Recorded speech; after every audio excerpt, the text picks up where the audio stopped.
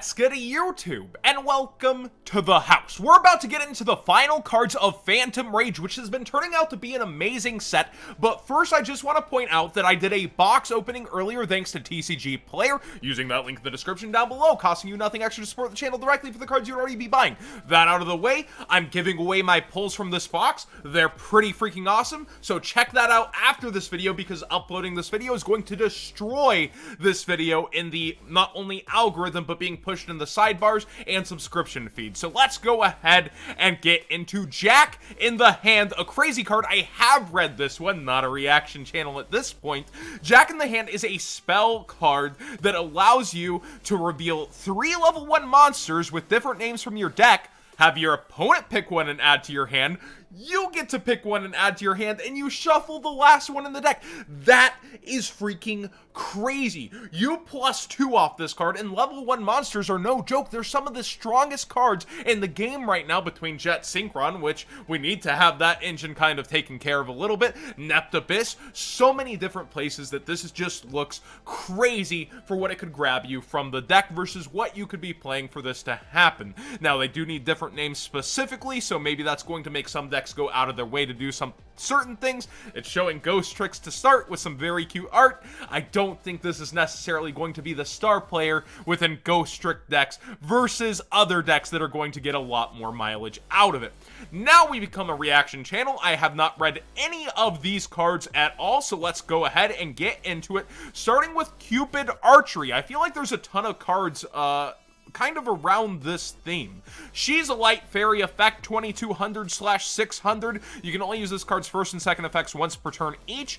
If the only monster you control, minimum 1, are monsters with 600 defense, you can special summon this card from your hand. That's an interesting stat.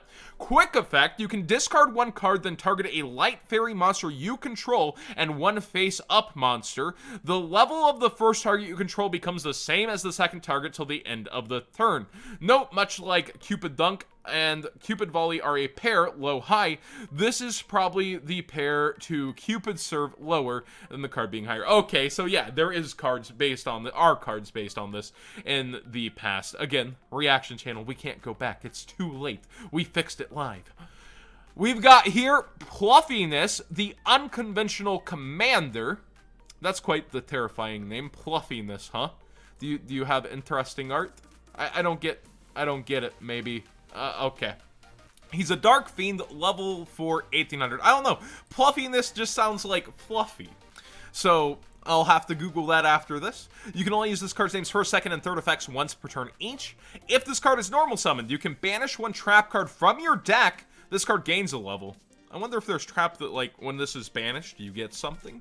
You can target 1 trap in either graveyard, banish it, and if you do, this card gains a level. He's taking care of the traps everywhere.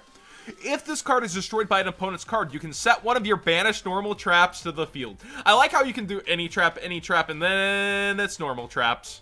Kind of an interesting little note there towards the end.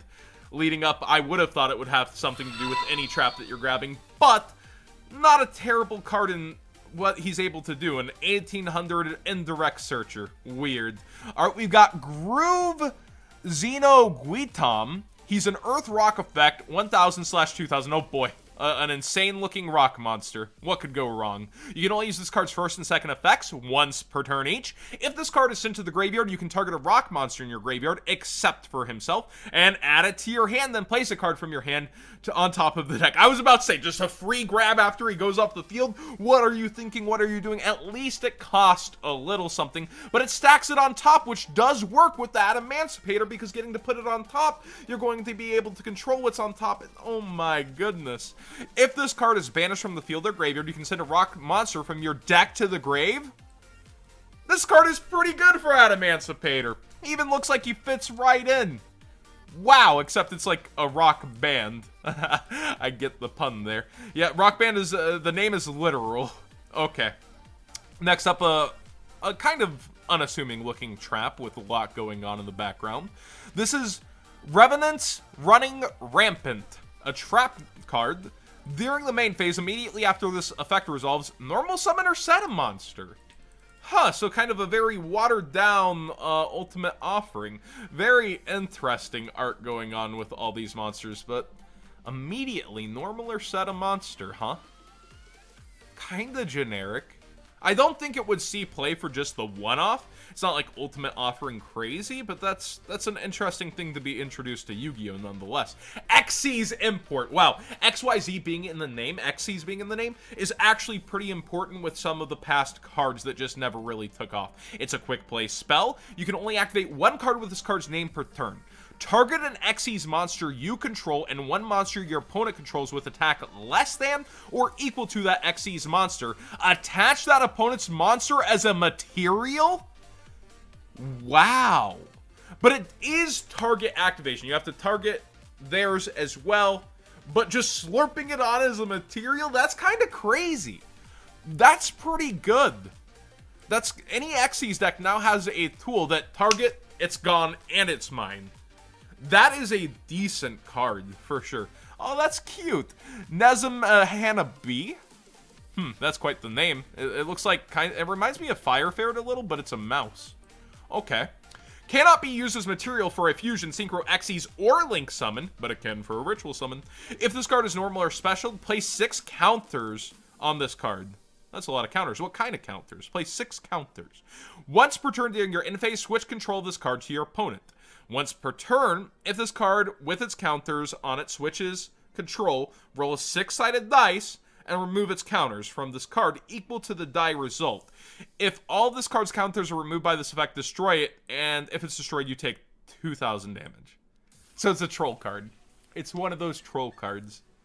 Okay, because you put 6 specifically, and then it's like a back and forth gamble because it can't be taken off for fusion, synchro, Xyz, or link. So it's eventually gonna... Okay, note, the name is some fancy kanji force read as Nezumi Hanabi. Oh, Hanabi, like fireworks, which literally means rat plus fireworks. And it's the name of the Catherine wheel firework, given the image of explosion. That's kind of sick and twisted. That's like some old school Yu-Gi-Oh stuff. Beautiful, but going to blow up. Gluttonous Fish Greedies is a water fish tuner effect, level 3, 1,000,000. You can only use this card's name first effect once per turn. You can target a fish, sea serpent, or aqua monster in your graveyard with a level less than or equal to the number of cards in your opponent's hand. Special summon it, but it can't activate its effects during this turn. Always good to have an extender like that, I suppose. If this card is sent to the graveyard as synchro material, you can have the synchro monster that used it as a material gain 200 attack and defense for each card in the opponent's hand. Decent extender, okay, I guess. You can target any in your graveyard at least, so it is a resource that's already gone and passed. It's not terrible, obviously. Magical Broker is a dark spellcaster effect monster, level 3, 1500/200. I feel like every card with an art like this that's kind of cool ends up being somewhat subpar. Please do something. You can only use this card's name second effect once per turn. Cannot be destroyed by battle or card effect while you control a continuous spell or trap. Okay, maybe Sacred Beast support. During your opponent's turn quick effect, you can send a face-up continuous spell or trap you control to the graveyard to draw 1 card. That is actually pretty interesting, depending on what you're getting to send and what advantage that can gain, and that sort of stuff. Missing cards for now, Jack in hand, all or nothing. So it looks like we might be missing just one more card, all or nothing. Unless Yu-Gi-Oh! Org has updated with it. We'll see. All or nothing. Not quite yet. So 1 card is missing. And the one that we didn't cover here on the channel that's absolutely bonkers and insane, I have already read this one, is Zoo King Alpha, a level 8 Earth Beast special summon effect monster, attack 3,000, defense 2,500, and many are comparing this to Pankratops, but it doesn't have that quick effect like Pankratops. Still an extremely good generic card, and you can bet Tri-Brigade are going to love it being a huge beast. Must first be special summoned from your hand while the total attack of all monsters your opponent controls is higher than the total attack of all monsters you control. So actually, like, you can like play a monster and still summon this as well, so that's where you see more comparisons. And you can target any number of beast, beast warrior, and or wing beast monsters you control. For the rest of this turn, your Zoo King Alpha or Alphas cannot attack directly. Also return the targeted monster to the hand, then return to the hand face-up monsters your opponent controls equal to the number you first returned. So non-targeting bounce, he can end up bouncing himself as well with this effect. He just couldn't attack, so then you can summon it again later. So it's a 3,000 body that goes bounce, bounce, and it's pretty crazy. And it also just can't attack direct, so it can still take something else out by battle. So forcing negates, like an Apollosa, this would still be on the field, and obviously is instantly bigger than Apollosa. A huge card entering the game of Yu-Gi-Oh! And it looks like two crazy cards to end out Phantom Baby Rage. Again, I would think about ordering this sooner than later on YBM using code WhatsGood5 if you're thinking about sealed at all, if you think the Starlights could turn out pretty amazing on the average, and you want to take that 50-50 gamble per case to actually do that and are looking forward to the cards. I think I'm physically going to be playing Tri-Brigade, but I'm also going to wait, you know, ban list / able to physically play it. Tri-Brigade has me pretty darn hyped, and I'm on Fluffles right now, which luckily the new support was very cheap. Thank you for watching. Please subscribe if you haven't already. Give this video a thumbs up if you enjoyed the conversation. And remember to please go over to this video and watch it, and you could win something pretty awesome and big that I pulled.